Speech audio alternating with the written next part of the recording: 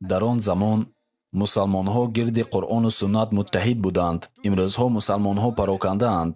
агар кишварҳои мусалмонӣ ва имрӯз зиёда аз 50 кишваре ҳастанд ки дар онҳо мусалмонҳо аксариятро ташкил медиҳанд, агар тамоми кишварҳои мусалмонӣ муттаҳид шаванд, мо як нерӯи тавоно хоҳем шуд. ва агар мо ба қуръон пайравӣ кунем, пас дар ин мо роҳи ҳалли мушкилоти башариятро хоҳем ёфт.